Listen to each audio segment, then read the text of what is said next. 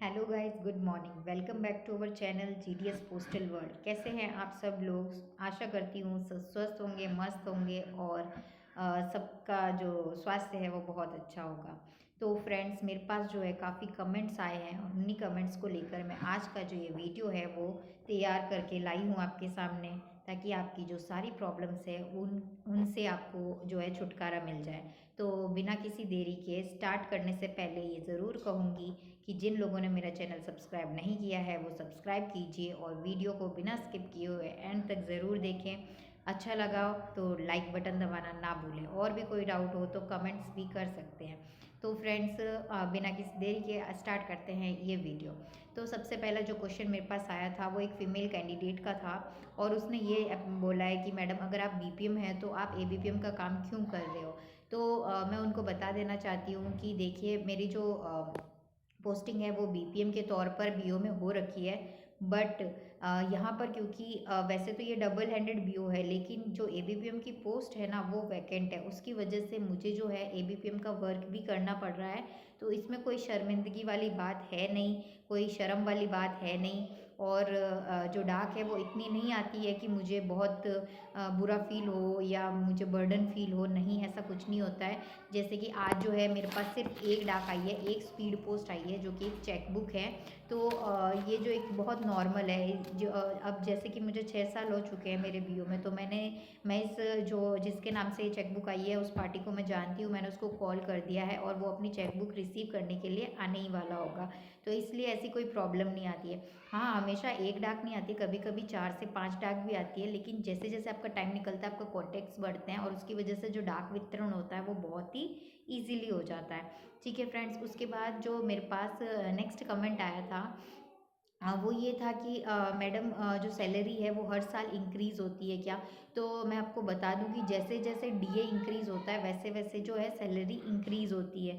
तो मतलब जैसे जो स्टार्टिंग अब जो बीपीएम लगेंगे उनको 12,000 रुपये तो बेसिक मिलेगा ही मिलेगा, प्लस उसमें जो कुछ सीए डीए जो है वो ऐड होकर उनको जो है 13 साढ़े 13 हज़ार रुपये तक पेमेंट हो जाएगी।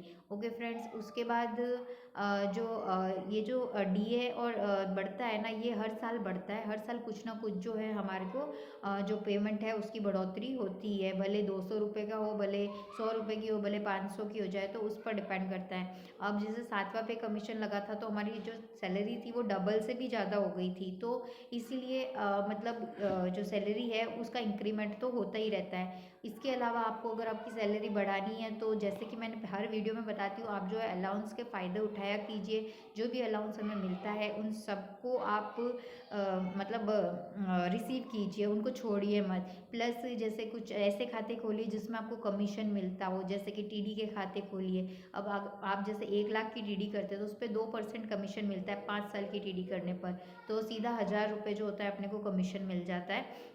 अपने अगर अपन 50,000 की करते हैं तो 1 लाख की करेंगे तो 2,000 सीधे अपने अकाउंट में आ जाएंगे। तो ऐसे करके जो हमारी जो सैलरी है उसको हम बढ़ा सकते हैं, इंक्रीज़ कर सकते हैं। ये सब जो है फ्रेंड्स मैं आपको पहले ही भी बता चुकी थी कि मेरा 6 साल का एक्सपीरियंस है, और मैं उस एक्सपीरियंस के बिहाफ पर ही आपको ये सारी चीज़ें बताती हूँ। ये कुछ भी मनगढ़ंत नहीं है, कहीं से सुनी हुई बातें नहीं है, जो मैंने एक्सपीरियंस किया है, जो मेरे साथ घटित हुआ है, वही सब मैं आपको बताती हूँ और आपको उसकी जानकारी देती हूँ। ठीक है, उसके बाद और मेरे पास कमेंट में आया था कि मैडम, आरपीएलआई से भी हमें कमीशन मिलता है। तो हाँ, बिल्कुल, हमें जो है आरपीएलआई पर कमीशन मिलता है, पूरा 10% मिलता है फर्स्ट प्रीमियम ईयर के लिए। जैसे मान लीजिए कि आपने जो है कोई आरपीएल की जिसका प्रीमियम जो है सीधा 50,000 आ गया हो, ठीक है, 50,000 का प्रीमियम है, तो उसका हमें जो है 10%, यानी कि जो 5,000 रुपया है वो सीधा हमारे अकाउंट में आता है। तो बहुत ही अच्छी तरीके से जो आरपीएल से है हम कमीशन प्राप्त करते हैं, और जो करना चाहे वो भी कर सकते हैं, है ना। उसके बाद मेरे पास और क्वेश्चन आया था कि अबाउट द साइकिल, हाँ, साइकिल की मैडम फॉर्म में पूछ रहे साइकिल चलाना ज़रूरी है क्या, हमें डाक साइकिल पर बांटनी होगी? तो नहीं, ऐसा कुछ भी नहीं है। जो साइकिल वाली चीज़ है वो सिर्फ एक बोलते हैं ना वो क्या बोलते हैं, एक जो है एक मतलब एक ऑब्जेक्ट है, एक नीड है जिसको हमें फुलफ़िल करनी है। तो साइकिल चलाना जो है सबको आता है, सब भी जानते हैं। लेकिन हाँ, पहले की दुनिया में ऐसे था कि हाँ, आप भी जानते होंगे हमारे पेरेंट्स के टाइम ऐसा होता था कि जो डाकिया था वो साइकिल पर आता था और डाक डिलीवर करके जाता था।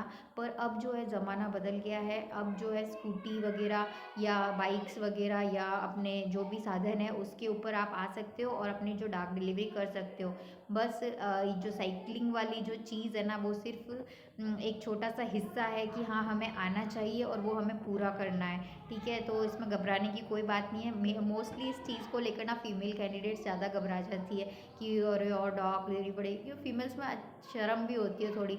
क्यों, क्योंकि देखिए जो फीमेल्स होती है ना वो अपने आप को बहुत पैम्पर तरीके से रखती है। वो सोचती है कि नहीं हमसे नहीं हो पाएगा, लेकिन नहीं, ऐसा कुछ नहीं है। आप जो है आपके व्हीकल का यूज़ कर सकते हैं डाक डिलीवरी के टाइम।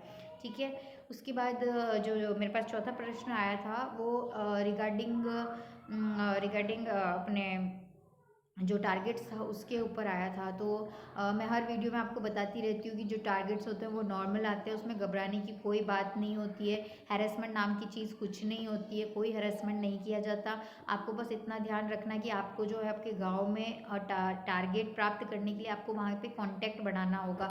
जो वहाँ के मेन लोग हैं उनसे मिलना होगा, वहाँ उनको जानकारी देनी होगी। जब आप लोगों से मिलेंगे, उनको जानकारी देंगे, तभी आपको जो है जो टारगेट्स हैं वो अचीव होंगे, है ना। तो इसलिए इसमें हैरेसमेंट वाली कोई बात नहीं है। स्टार्टिंग के जो साल भर में आपको बहुत प्रॉब्लम आएगी सेटल होने में, क्योंकि आपके लिए नई जगह होगी, लोगों के लिए आप भी नए होंगे। तो आप उनको समझोगे, वो आपको समझेंगे, और फिर धीरे धीरे क्या होगा कि आप जो है कॉन्टेक्ट्स में आ जाओगे और आपको जो टारगेट अचीव करने के लिए बहुत ईजिली हो जाएगा, है ना। तो इसलिए घबराने की कोई ज़रूरत नहीं है, टारगेट कोई हार्ड नहीं आते हैं। और हाँ, ये ज़रूर कह सकती हूँ कि हर महीने टारगेट आते हैं, या 1 महीना छोड़कर टारगेट आ जाते हैं। तो इसलिए टारगेट्स तो आपको फुलफ़िल करने होंगे, भले पूरे ना करो तो भी मेक श्योर कि 75% आप अपना टारगेट पूरा करो। और मैं तो कहूँ हो सके तो पूरा टारगेट 100% दो, ताकि आपको जो है अच्छे से आपका जो इम्प्रेशन है वो अपने ऑफिसर्स पे अच्छे से पड़े। और मैं ये भी बता देती हूँ फ्रेंड्स कि जब अपन टारगेट पूरा करते हैं तो हमें डिपार्टमेंट की तरफ से सर्टिफिकेट भी प्रदान किया जाता है, या कभी कभी जो होता है गिफ्ट हैम्पर्स वगैरह भी दिए जाते हैं। तो काफ़ी ऐसे टारगेट्स भी निकलते हैं और काफ़ी लोगों को मिलते भी हैं। ठीक है, अब इसके बाद जो मेरे पास क्वेश्चन पूछा था कि मैडम हम जो है 2 स्टेट्स के लिए अप्लाई कर सकते हैं क्या? तो बिल्कुल फ्रेंड्स, आप जो है 2 स्टेट्स के लिए अप्लाई मत करना। भले आप जो है आपके सारे डॉक्यूमेंट्स तो सेम लगाओगे ना, आप भले राजस्थान के लिए करो और गुजरात के लिए करो, दोनों के लिए डॉक्यूमेंट्स तो सेम लगाओगे, भले मोबाइल नंबर दूसरा डाल दिया हो। लेकिन उस समय क्या हो जाता है कि ना, आप जब डिपार्टमेंट की नज़रों में आ गए तो आपके जो है एक भी फॉर्म को एक्सेप्ट नहीं किया जाएगा। जो दोनों फॉर्म आपने भरे होंगे वो रिजेक्ट कर दिए जाएंगे। इसलिए मैं रिकमेंड करती हूँ कि आप एक स्टेट को चुनिए। डिस्ट्रिक्ट आप बहुत सारी ले सकते हैं, आप जो प्लेसेस हैं वो जितनी आप फुलफ़िल करना चाहे कर सकते हो। तो इसलिए मैं आपको रिकमेंड करूँगी कि 2 स्टेट्स बिल्कुल मत भरना, आप एक स्टेट के लिए अप्लाई कीजिए और मेक श्योर कि आपके परसेंटेज जो है बहुत अच्छे हैं। तो फिर आपको 2 स्टेट अप्लाई करने के लिए कोई ज़रूरत ही नहीं है, है ना। तो इसलिए, और जो बाहर के बच्चे हैं जो दूसरे स्टेट्स में अप्लाई करना चाहते हैं, तो मैं उनको भी रिकमेंड करूँगी कि अगर आपको वहाँ की लोकल लैंग्वेज आती है तो ही आप वहाँ के लिए अप्लाई कीजिए। क्योंकि वहाँ पर घुलना मिलना 1 साल भी निकालना जो होता है वो बहुत मुश्किल होता है, और अगर आप निकाल पाते हो तो बहुत ही अच्छी बात होती है। और फ्रेंड्स, संघर्ष जो है वो तो हर फील्ड में करना होता है। ठीक है, तो ये थे मेरे सारे सवाल, और ये थे आपके सारे सवाल और मेरे जवाब। अगर वीडियो अच्छा लगा हो तो लाइक कीजिएगा, जिन्होंने सब्सक्राइब नहीं किया हो वो सब्सक्राइब कीजिएगा, और भी कोई प्रॉब्लम हो तो कमेंट ज़रूर कीजिए। Thank you so much, bye bye.